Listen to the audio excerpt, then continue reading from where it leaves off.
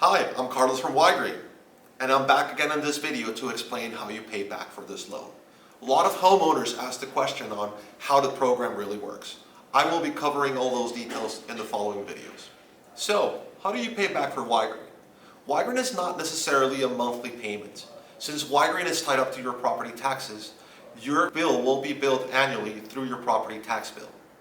Property taxes are paid in the state of Florida in the month of November, and you have all the way until March 31st before they're overdue.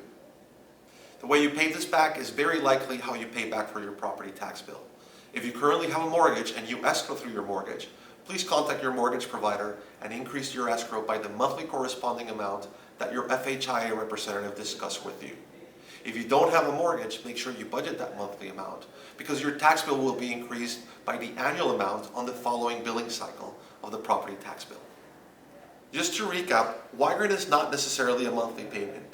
As explained in previous videos, it's actually paid back through your property taxes once a year.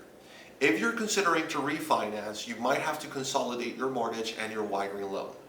Good news is, Ygrene has no prepayment penalty and you only pay the remaining principal balance. If you're also choosing to decrease the principal balance of the loan, you can also do so once a year for a minimum of $2,500 or more by contacting Ygrene directly. For more information, visit FHIA Remodeling.com.